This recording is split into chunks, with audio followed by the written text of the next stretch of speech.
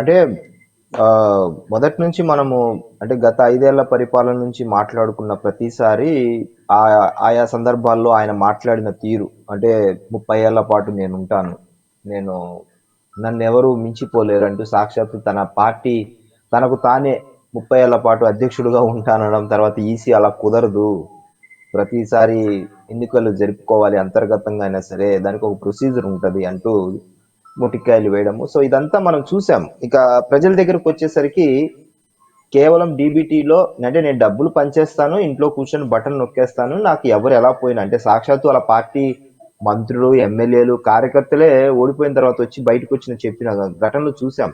ఆయన దగ్గరికి వెళ్తే రోజంతా నిలబడినా, అసలు ప్రజా సమస్యలు చెప్పుకోవడానికి వెళ్ళినా మమ్మల్ని ఒక అనాథల్లాగా లేకపోతే ఒక బిచ్చగాళ్ళలాగా మమ్మల్ని చూశారు, మేము గేట్ల బయట అలాగా వెయిట్ చేస్తూ ఉన్నాము అని. సో ఆ యొక్క పరిణామాలకు తాలూకు ప్రభావం ప్రజల్లో ప్రతి కుటుంబం నుంచి ఒక బాధితుడు అంటే ఒక కుటుంబంలో ఖచ్చితంగా ఒక బాధితులుగా నిలబడ్డారు.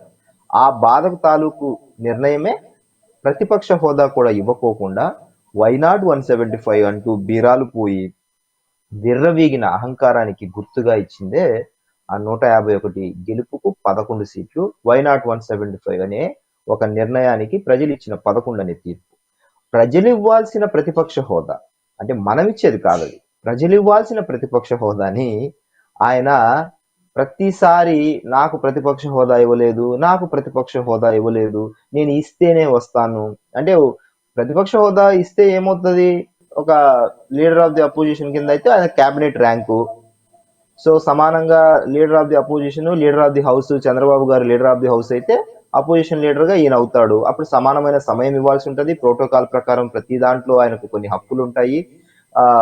సమానంగా క్యాబినెట్ మినిస్టర్ కి ఏమైతే ఉంటాయో అవన్నీ వస్తాయి. అండ్ అంటే భద్రత పరంగా మాజీ సీఎం గా వస్తుంది. ఇంకా అదనపు ఆకర్షణగా తనకి సెక్యూరిటీ వైజ్ కావచ్చు, ఫెసిలిటీస్ కావచ్చు, అవన్నీ దక్కుతాయి. తర్వాత ఒక ప్రౌడ్ గా ఫీల్ అవుతాడు, నేను ప్రతిపక్ష నాయకుడిని, నాకు ప్రతిపక్ష హోదాన్ని మనం ఎలా ఇస్తాము.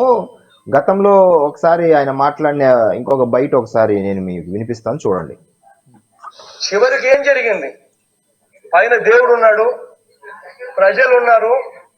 దేవుడు ప్రజలు ఏ స్థాయిలో గువ్వ గుయ్యి అనిపించే మాదిరిగా కొట్టారు అన్నది. అంటే మనకు గతంలో చరిత్ర ఏది మర్చి